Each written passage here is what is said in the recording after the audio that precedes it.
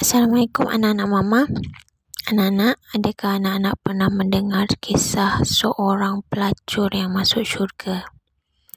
Mengapa beliau masuk syurga? Hanya kerana beliau pernah memberikan seekor anjing yang kelaparan minum dengan kasutnya. Hanya itu. Dan ada juga kisah seorang wali sufi yang dimandikan jenazahnya beramai-ramai oleh malaikat, sedangkan orang kampung tahu bahawasanya wali itu pernah membeli seorang pelacur. Dan sebenarnya apakah yang membuatkan malaikat memandikannya berduyun-duyun seperti itu adalah kerana niatnya membeli pelacur itu adalah untuk pelacur itu tidak lagi melacur.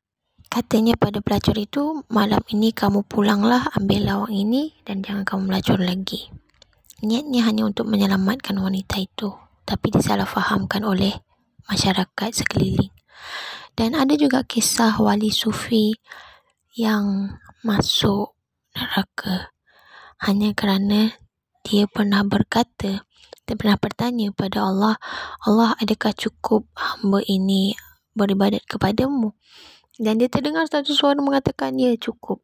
And then dia sujud syukur dan kemudian dia meninggal. Rupanya suara itu adalah suara iblis yang cuba memperdayakan dia. And then dari situ mama dapat pengajaran bahawasanya selagi kita hidup, sebenarnya selagi itu kita tidak boleh berehat. Kecuali ada waktu-waktu macam sakit, apa semua. Itu pun masih kita kena beribadah pada Allah sebenarnya. And then ada lagi satu kisah yang mana dia adalah seorang yang soleh, tapi juga dikabarkan masuk neraka kerana dia mengabaikan adiknya yang hidup melarat. Jadi apa yang anak-anak dapat simpulkan daripada keempat-empat kisah ni?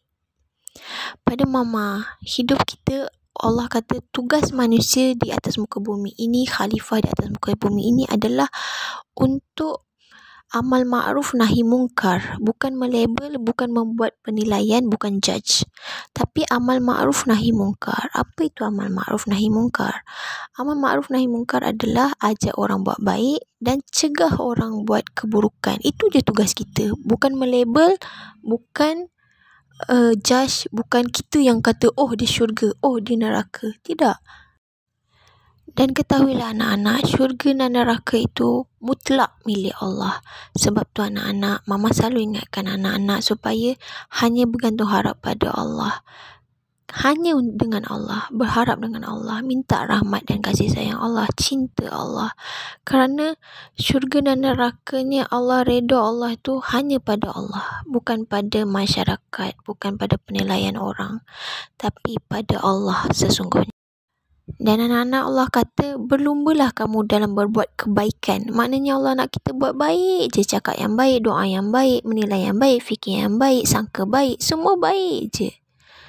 Kan? Jadi anak-anak, bila kita yakin itu dari Allah dan kita hanya mengharap redha Allah, kebanggaan Allah, insya-Allah kita boleh kembali pada Allah dengan penuh senyuman. Insya-Allah. Love you anak-anak.